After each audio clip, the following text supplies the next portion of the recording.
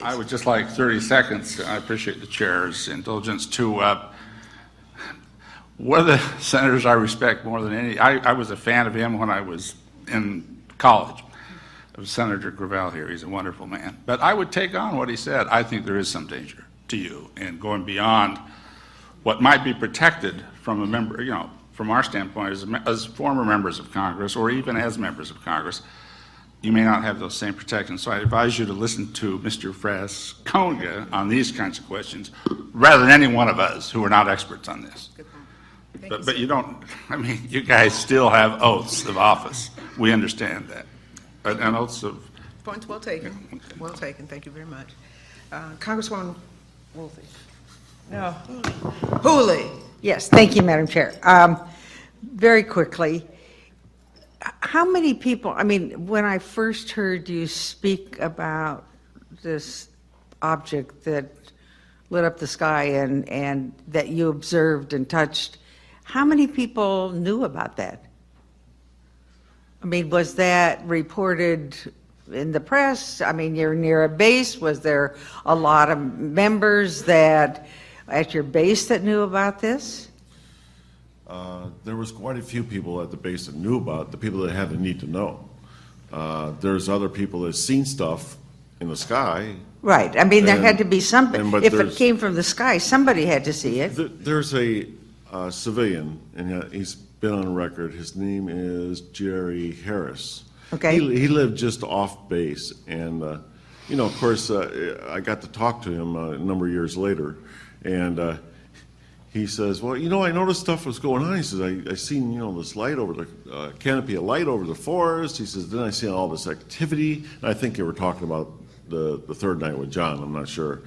And he says, he said it was all unusual stuff. He says, and so there was concern. And then he also worked. I guess he had a car shop. He worked on automotive stuff.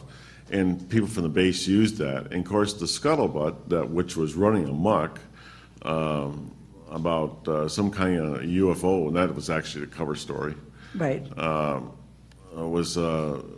Has been seen, and they just started to put more of those stories out, and I think that's what deflated the situation with the civilian population, because we were close with our British neighbors there. I mean, that they would not, you know, they heard things like we visited pubs, we went to you know, local economy, we did all that stuff. So there was chatter going on, I'm sure, and you know, unfortunately, what the chatter they were hearing was not true. It was a cover. And one of the interesting part about it, and is it came out in Sky, whatever book that was, Sky something. The Sky Crash? Yeah. There was 3 British investigators that was investigating it initially in '83, and one of the things they talk about, and first of all, is what happened, and it's the cover story. They don't even know they're talking about the cover story. It's hilarious. But it was good containment. I mean, it was working well. Then in '83, the News of the World, I had a disgruntled airman apparently talk to them, and they put that story out, and that was a cover story. I mean, it wasn't the right story, so it worked. It worked well. And then the other thing is, I got asked downtown about, hey, tell us about that situation out the base. What situation out the base? You know, I'm really good at evasive stuff. I said, what, the POL trucks or what? Or the plane that came in, or what are you talking about? No, about your wing commander talking to the UFO people. That's the stuff they would say. I mean, it's all cover. So we had that kind of chatter, and after a while, you know, it's just it's a laughable situation for people. But were you the only 2 that actually saw it and touched it? No, ma'am. That was well, we had the full security flight working that night, and we had the full law enforcement. And the difference between security and law enforcement: security protects the priority A, B, and C resources of the base, the operational war-making stuff. Law enforcement, well, they're like the police. for the base. You know, they do domestics and things like that. And there was 60, approximately about 60 of them. It could have been 80 on some nights. We were transitioning earlier from the F4s there to the A10s, so there was still some overages in people. So, but totally on both the 2 nights, I would say it's more like 160 people, trained observers, security force members.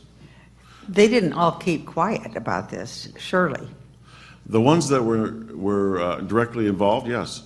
Okay. That's how it works, ma'am. Orders, and you follow orders. I mean,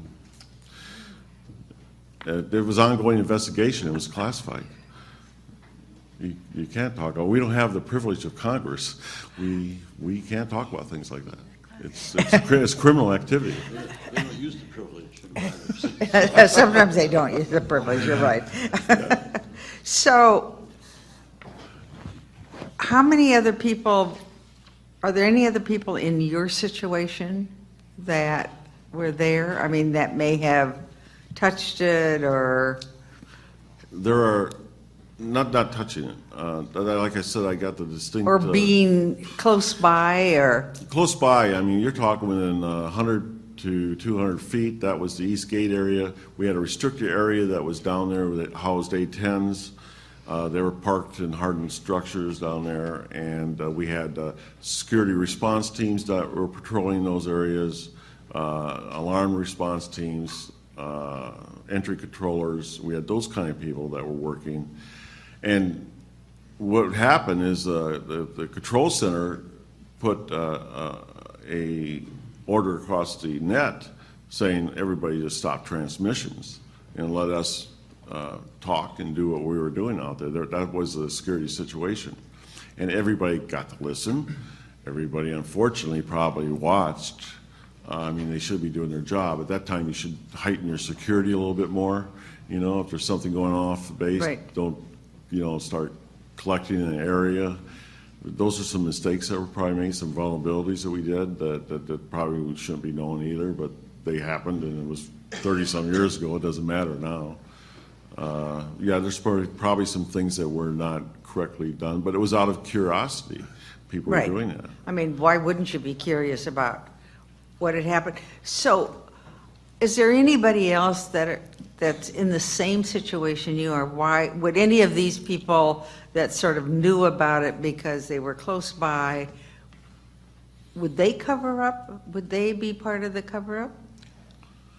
What about Adrian? Can I answer? Yeah, go ahead. Okay, ma'am, what's interesting is the fact that of the 3 nights, only 5 statements have surfaced from what went on. The first night, there were 3 of us that went out there.